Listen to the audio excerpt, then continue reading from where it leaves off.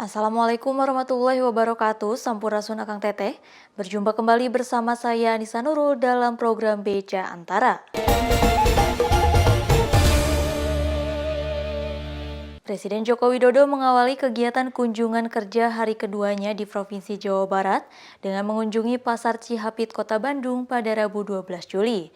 Ada momen menarik saat Ridwan Kamil yang mendampingi Jokowi belusukan berkisah tentang pertemuan kedua orang tuanya di pasar tersebut.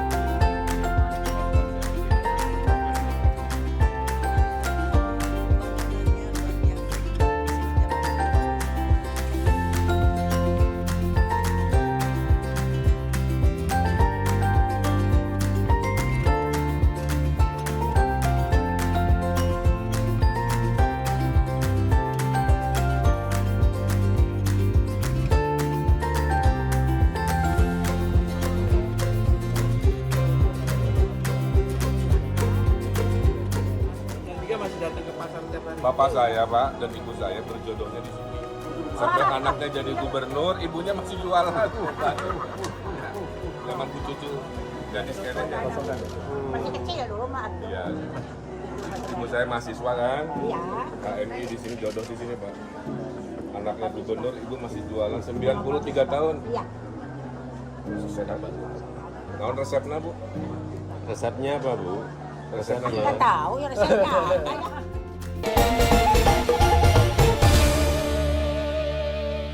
Polresta Bogor Kota menindak dugaan kecurangan proses penerimaan peserta didik baru online sistem zonasi di Kota Bogor pada Rabu 12 Juli.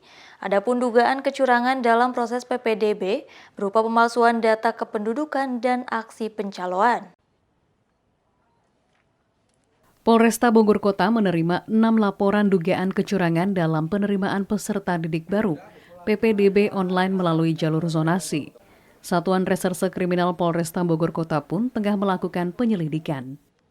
Kasat Reserse Kriminal Polresta Bogor Kota, Kompol Rizka Fadila mengatakan, sejauh ini laporan terkait PPDB yang diterima polisi sebagian besar mengenai masalah sistem zonasi, dugaan pemalsuan data kependudukan, dan praktik calo dalam proses PPDB di Kota Bogor. Merespon laporan masyarakat, polisi bekerja sama dengan Inspektorat Kota Bogor untuk melakukan penelitian lebih lanjut. Data yang dianggap merupakan hasil kecurangan akan ditelaah dan ditindaklanjuti dengan dinas terkait. Sementara sudah kita klarifikasi ada 6 pengaduan. Sudah kita dapatkan, tentunya kita perlu cross-check-kan dengan dinas terkait. Informasi berkait dengan dugaan-dugaan telah kami dapatkan dan saat ini tim sedang melakukan verifikasi dan klarifikasi kepada dinas terkait. Sebelumnya, Wali Kota Bogor Bima Arya mengungkap ada 115 calon siswa SMP yang mendaftar melalui jalur zonasi menggunakan data kependudukan palsu. Sebanyak 115 calon siswa akan didiskualifikasi. Tim Kantor Berita Antara mewartakan.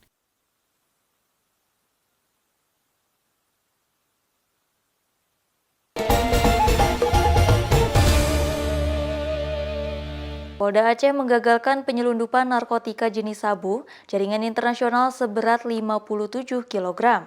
Sabu tersebut diselundupkan melalui perairan Lamre, Kecamatan Masjid Raya, Kabupaten Aceh Besar. Polisi juga menangkap 5 pelaku, 1 diantaranya merupakan pemilik sabu.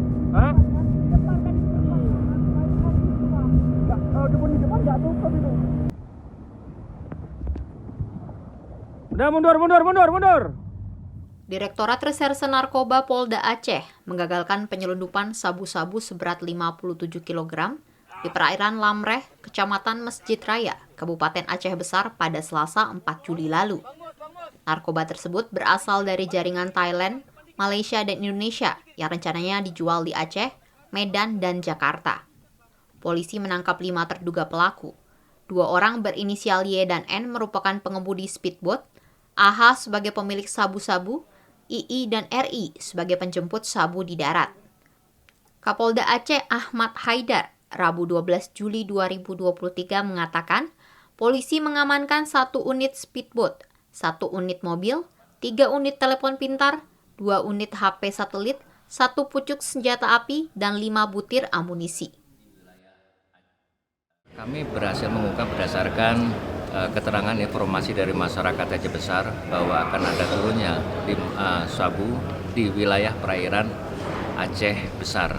Jadi kemudian tim kami melakukan merapat ke wilayah perbatasan antara Aceh Malaysia dan kami mendapatkan ada 1 speedboat, dan setelah kami geledah di situ kedapatan membawa 57 kilo sabu. Kami terus melakukan pendalaman apakah ini ada terlibat dengan jaringan-jaringan yang lain.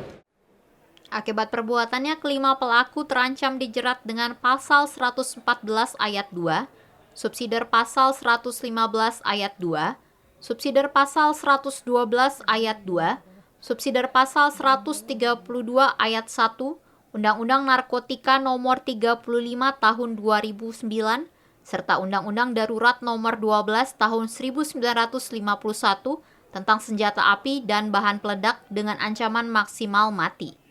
Dari Banda Aceh, Aprizal Rahmat, Kantor Berita Antara, mewartakan.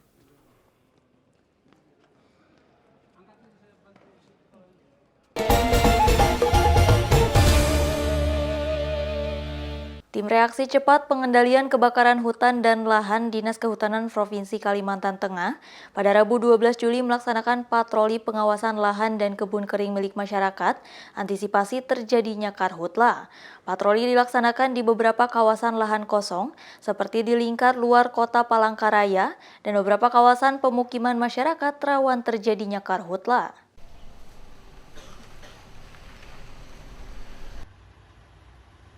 Tim Reaksi Cepat Pengendalian Kebakaran Hutan dan Lahan Dalkarhutla Dinas Kehutanan Provinsi Kalimantan Tengah menggencarkan patroli ke sejumlah kawasan rawan karhutla di Kota Palangkaraya pada Rabu 12 Juli, meskipun dalam sepekan wilayah di Kota Palangkaraya, Kalimantan Tengah diguyur hujan.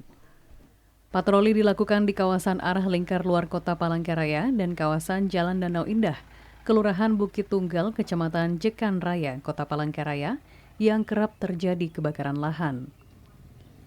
Dari kegiatan patroli tersebut, petugas masih mendapati beberapa lahan semak belukar milik masyarakat dengan bekas tebangan yang sengaja dikeringkan untuk membersihkan lahan. Samsudin, Koordinator Lapangan Patroli Dalkarhutla Dinas Kehutanan Kalteng, usai melaksanakan patroli menjelaskan patroli dilakukan untuk mengantisipasi bertambahnya kasus kebakaran hutan dan lahan di bulan Juli. Kalau untuk melihat cuaca beberapa hari ini, kemungkinan cuaca akan terus panas dan kemungkinan karhutla akan meningkat lagi. Kami gencarkan patroli karena ada beberapa lahan yang emang kering dan rawan untuk terbakar. Sebagian besar untuk dikeringkan ini untuk bukaan lahan, untuk baik itu perumahan ataupun untuk perkebunan. Himbauan untuk masyarakat untuk tidak membuka lahan dengan cara bakar. Hingga akhir 2023, setidaknya ada 38 kasus hutan dan lahan yang terjadi di Kota Palangkaraya dengan luasan mencapai 27,20 hektar. Sementara Juli 2023 terjadi 4 kasus kebakaran lahan hampir di semua kecamatan yang ada di Kota Palangkaraya, kecuali wilayah Kecamatan Rakumpit. Dari Palangkaraya, Kalimantan Tengah, Redianto Tumon, Kantor Berita Antara, mewartakan.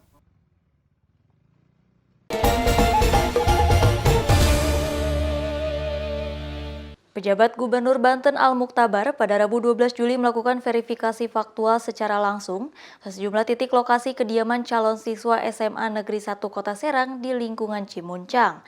Hal itu dilakukan untuk memastikan validitas berkas pendaftaran di tengah maraknya isu pemalsuan domisili pada proses pendaftaran penerimaan peserta didik baru dari jalur zonasi. Penjabat Gubernur Banten Al-Muktabar Rabu 12 Juli menyambangi sejumlah rumah calon siswa SMA Negeri 1 Kota Serang yang berada di lingkungan Cimuncang. Tinjauan itu dilakukan untuk memastikan validitas berkas pendaftaran dan domisili calon siswa bertepatan dengan jadwal pendaftaran penerimaan peserta didik baru PPDB dari jalur zonasi tingkat SMA dan SMK negeri di Provinsi Banten.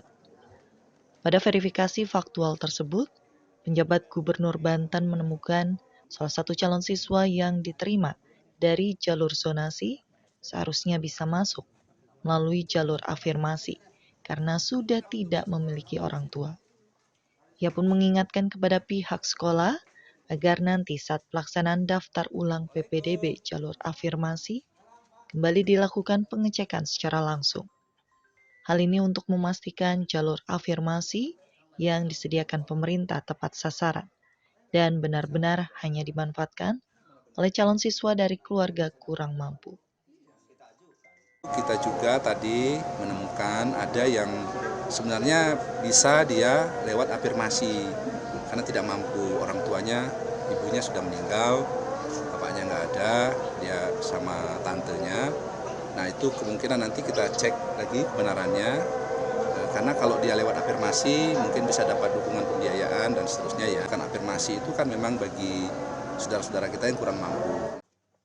Berdasarkan data dari SMA Negeri 1 Kota Serang, jumlah pendaftar PPDB secara keseluruhan terdapat sebanyak 1.093 orang. Sementara jumlah kuota penerimaan sebanyak 432 siswa. Dari Kota Serang, Banten, tim kantor Berita Antara mewartakan. Alia Susana, Cipare nomor 48, RT 3 RW 5. Kinerja Lembaga Jasa Keuangan Otorita Jasa Keuangan Malang terpantau positif dengan tekanan inflasi pada Juni 2023 sebesar 3,52% secara tahunan. Untuk menjaga kondisi ini, OJK akan memastikan keamanan aktivitas konsumen saat menggunakan lembaga jasa keuangan. Kepala Otoritas Jasa Keuangan Malang, Sugiarto Kasmuri, pada Selasa 11 Juli menyampaikan fungsi intermediasi perbankan membaik, dengan besaran kredit tumbuh 8,55% per tahun. Tren positif ini juga diikuti penghimpunan dana dari pihak ketiga, yang tumbuh 4,48% dengan kualitas kredit yang juga masih terjaga. Minat masyarakat terhadap investasi di pasar modal pun terus menunjukkan pertumbuhan. Selain menjaga stabilitas sistem keuangan, pihak OJK Malang akan terus melakukan penguatan perlindungan terhadap konsumen. OJK juga akan terus berupaya menekan gap antara tingkat literasi dan inklusi keuangan melalui edukasi dan sosialisasi kepada berbagai kelompok masyarakat. Tugas untuk melakukan edukasi dan perlindungan konsumen tidak bisa semata-mata dilakukan oleh OJK sendiri, tapi juga melakukan sinergi dan kolaborasi dengan berbagai stakeholders terkait, termasuk di dalamnya kewajiban bagi lembaga jasa keuangan di dalam mengedukasi konsumennya. Selain edukasi, dikarenakan masih banyak masyarakat yang menjadi korban dari institusi yang mengatasnamakan lembaga jasa keuangan, pihak OJK akan memberi bantuan berupa ganti rugi bagi korban, maksimal Rp500 juta. Hal ini tertuang dalam Peraturan Otoritas Jasa Keuangan Republik Indonesia Nomor 31/POJK 07/2020 tentang penyelenggaraan layanan konsumen dan masyarakat di sektor jasa keuangan oleh Otoritas Jasa Keuangan. Dari Kota Malang, Jawa Timur, Syaiful Afandi, Kantor Berita Antara, mewartakan.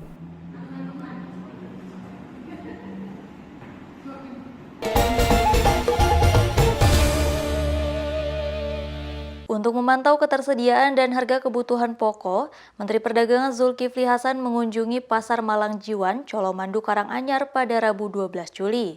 Pada kesempatan ini, Mendak Zulkifli mendatangi pedagang untuk mengetahui perkembangan harga.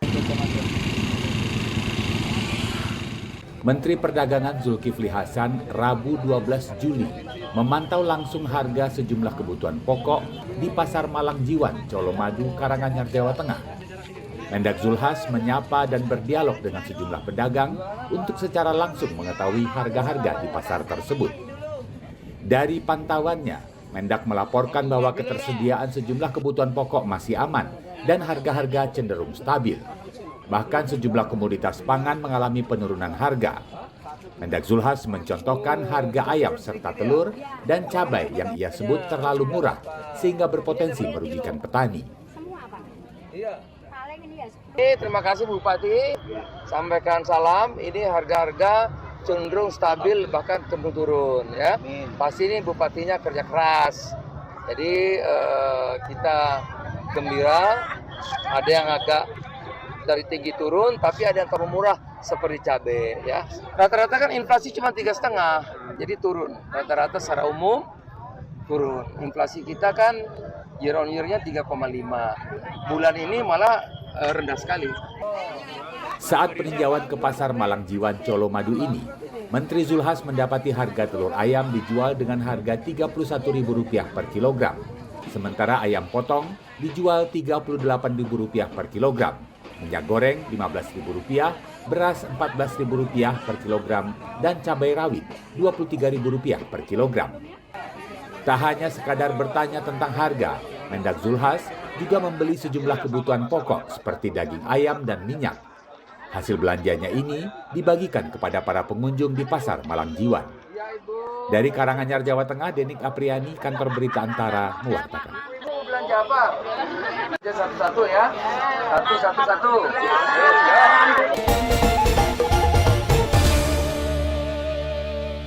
Menteri Pariwisata Ekonomi Kreatif Sandiaga Salahuddin Uno mengapresiasi Sulawesi Selatan sebagai provinsi yang terbanyak meloloskan desa wisatanya dalam ajang Anugerah Desa Wisata Indonesia 2023. Karena itu, dia memberikan piagam penghargaan kepada kepala daerah maupun perwakilan dari 7 desa wisata yang lolos masuk dalam 75 besar Desa Adwi 2023. Oh, yang Sulawesi Selatan meloloskan 7 desa wisata dalam 75 besar Anugerah Desa Wisata Indonesia atau ADWI 2023, yaitu Desa Barakaka Rigalesong Takalar, Desa Wisata Kasih Jeneponto, Desa Wisata Andalan Bulukumba, Desa Wisata Tompo Bulu Pangkep, Desa Wisata Ramang-Ramang Maros, Desa Lantebung Makassar, dan Desa Rinding Aloluwu Utara. Hal itu mendapat apresiasi dari Menteri Pariwisata Ekonomi Kreatif Sandiaga Salahuddin Uno saat meresmikan Desa Wisata Lantebung Makassar sebagai finalis ADWI 2023. Sandi menyebut Lantebung menjadi destinasi wisata favorit karena menyajikan pemandangan mangrove yang dipastikan akan terus berkelanjutan. Selain merupakan bagian dari ekoturism dengan konsep konservasi yang melibatkan masyarakat, sehingga pihaknya memberikan bantuan berupa komputer portable dan mesin cetak untuk mendukung keberlanjutan wisata Lantebung Makassar. Mantan Wakil Gubernur DKI Jakarta tersebut juga memberikan piagam penghargaan kepada kepala daerah maupun perwakilan dari 7 desa wisata ADWI yang lolos masuk 75 besar dari Sulsel. Yang menjadi finalis dari Anugerah Desa Wisata, dan hari ini saya betul-betul sangat memberikan apresiasi dan harapannya bahwa desa-desa wisata ini akan terus bisa membangkitkan ekonomi untuk menciptakan lapangan pekerjaan. Anugerah Desa Wisata Indonesia 2023 merupakan salah satu program unggulan penggerak kebangkitan pertumbuhan ekonomi dan pengembangan pariwisata Indonesia yang sedang digalakkan oleh Kemenparekraf, yang untuk ketiga kalinya mengangkat tema kebangkitan ekonomi dari desa untuk Indonesia Bangkit. Dari Makassar, Sulawesi Selatan, Cynthia Krisna, Kantor Berita Antara, mewartakan. Tepuk tangannya penonton.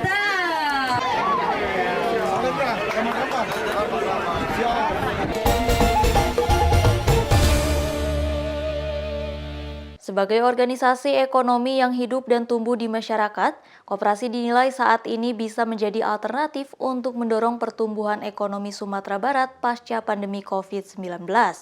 Meski begitu, masih terdapat tantangan dalam mendorong sistem pengelolaan koperasi lebih baik dan profesional.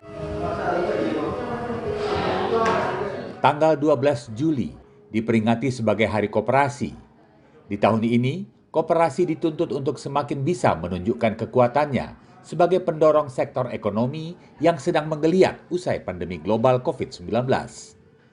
Namun tantangan yang harus dihadapi oleh koperasi adalah sistem pengelolaan yang belum sepenuhnya profesional, khususnya koperasi yang ada di wilayah Provinsi Sumatera Barat. Dalam rangka memperingati Hari Koperasi, Gubernur Sumatera Barat Mahyeldi Ansarullah yang ditemui di Padang pada Rabu 12 Juli mengatakan perlu adanya pembenahan pengelolaan koperasi agar bisa menjadi kekuatan ekonomi yang lebih baik. Menurut Mahyeldi, ketika sistem pengelolaan koperasi berjalan baik sebagai sebuah lembaga ekonomi, akan membawa banyak dampak positif, seperti akses permodalan, penyediaan bahan baku, hingga pemasaran produk. Kita melalui Dinas Koperasi dan UMKM, yaitu kita mendorong bagaimana pengawasan kepada koperasi lebih intens lagi, dan kemudian juga penguatan kepada kelembagaan koperasi juga kita. Dan kemudian juga bagaimana koperasi juga berperan dalam rangka untuk bersinergi dengan perbankan dalam hal menyalurkan dan kemudian dana-dana yang terkait dengan masalah UMKM. Di Sumatera Barat saat ini terdapat 2.090 koperasi yang berstatus aktif didominasi oleh koperasi simpan pinjam.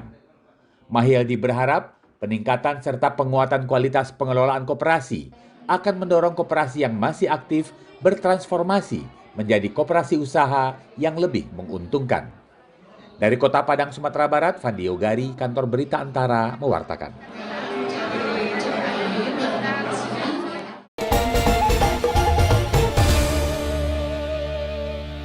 Badan Meteorologi, Klimatologi, dan Geofisika Stasiun Meteorologi Kelas 1 Supadio Provinsi Kalimantan Barat membongkar fakta terkait fenomena apelion yang terjadi di sepanjang bulan Juli hingga Agustus 2023 pada Rabu 12 Juli. Selain sebagai bentuk edukasi, keterangan resmi BMKG tersebut bertujuan untuk memastikan bahwa fenomena astronomis yang terjadi tidak berpengaruh pada cuaca di permukaan bumi. Badan Meteorologi, Klimatologi, dan Geofisika Stasiun Meteorologi Kelas 1 Supadio, Provinsi Kalimantan Barat pada Rabu 12 Juli membongkar fakta terkait fenomena aphelion yang terjadi di sepanjang bulan Juli hingga Agustus 2023. Selain sebagai bentuk edukasi masyarakat, keterangan resmi BMKG tersebut juga bertujuan untuk memastikan bahwa fenomena astronomis yang terjadi sama sekali tidak berkaitan dan berpengaruh pada kondisi cuaca di permukaan bumi. Aphelion adalah fenomena astronomis, di mana posisi matahari berada pada titik terjauh dari bumi dan kondisi tersebut tidak berpengaruh pada atmosfer. Sementara itu, suhu dingin utamanya di malam hari yang terjadi di wilayah Indonesia merupakan penanda puncak musim kemarau. Aphelion adalah fenomena astronomis yang terjadi setahun sekali, berupa posisi matahari berada pada jarak terjauh dari bumi, dan kondisi ini tidak mempengaruhi kondisi cuaca di permukaan bumi. Pada bulan Juni sampai September merupakan periode musim kemarau di wilayah Indonesia, dan biasanya pada malam hari pada musim kemarau suhu udara di malam hari akan lebih dingin daripada bulan-bulan biasanya. BMKG mengimbau masyarakat Kalimantan Barat agar tetap tenang dan beraktivitas seperti biasanya karena kondisi alam dipastikan stabil. Tidak ada fenomena naiknya permukaan air laut secara mendadak dan serangan suhu dingin ekstrim yang akan terjadi. Dari Pontianak, Kalimantan Barat, Indra Budi Santoso, Kantor Berita Antara, mewartakan.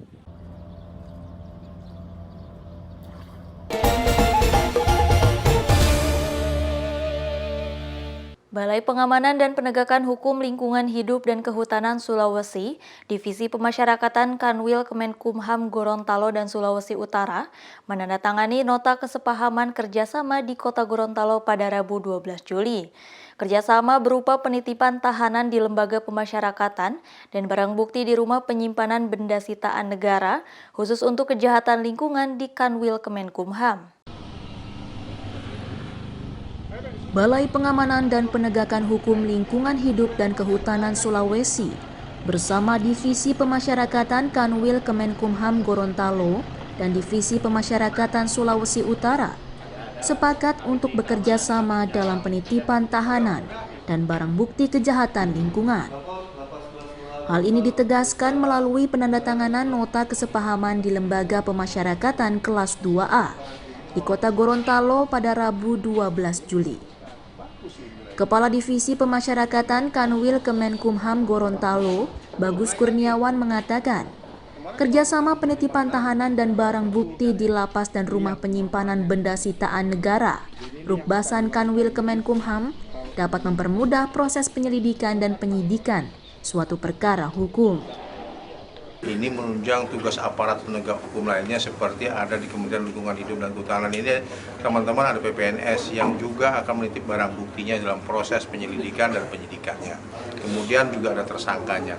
Dan ini kita karena institusi yang memiliki rutan dan lapas, kita berkewajiban membantu aparat penegak hukum dalam melakukan proses penegakan keadilan ini.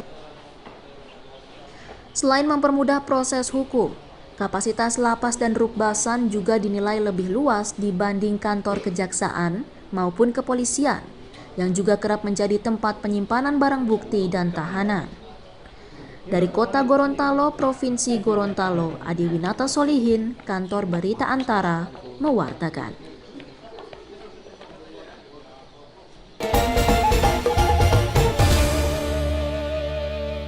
Bermain musik dan menciptakan lagu tidak hanya bisa dilakukan di studio rekaman, buktinya bisa dilihat lewat band El Pala Band yang anggotanya merupakan tahanan di Lembaga Pemasyarakatan Kelas 2A Paledang Bogor. Program bermusik ini merupakan salah satu upaya menggali potensi para warga binaan.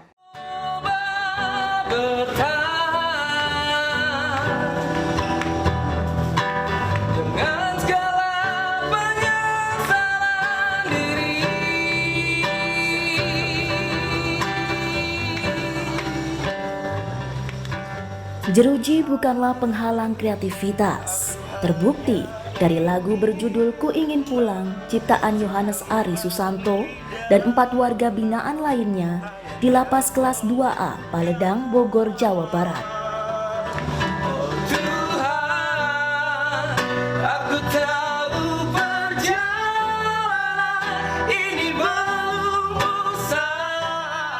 Lagu ini terinspirasi karena kerinduan mereka kepada keluarga di rumah. Warga binaan yang memang punya latar belakang sebagai pemain band bergabung dalam El Pala Band, bagian dari program pembinaan yang mewadahi para warga binaan untuk menyalurkan kreativitas bermusik. Band tersebut kerap tampil dalam kegiatan lapas dan Kemenkumham.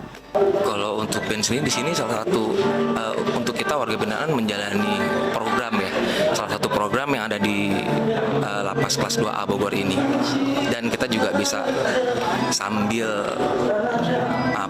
melepas kepenatan setiap harinya di penjara kan, dan kita juga bisa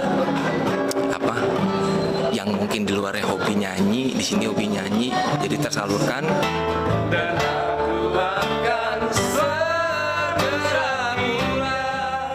El Pala Band sudah melahirkan 5 buah lagu dan membuat 2 rekaman. Salah satunya ciptaan dari Kepala Lapas Kelas 2A Paledang Bogor, Sopian, yang berupaya mempopulerkan band tersebut lewat YouTube.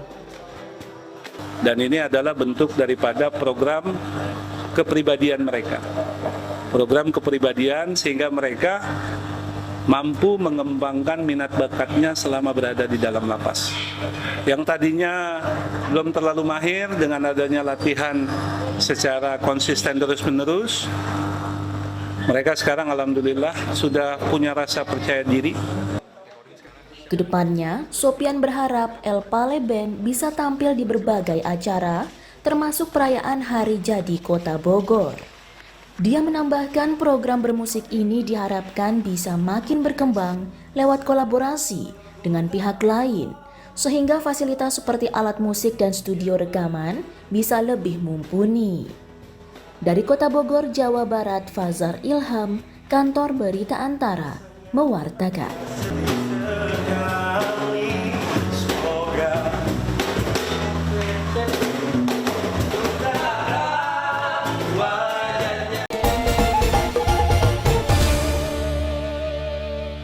Akan tetapi demikian Beja Antara hari ini. Tetap saksikan Beja Antara setiap hari Senin sampai dengan Sabtu. Saya Nisa Nurul beserta kru yang bertugas pamit undur diri. Terima kasih. Wassalamualaikum warahmatullahi wabarakatuh.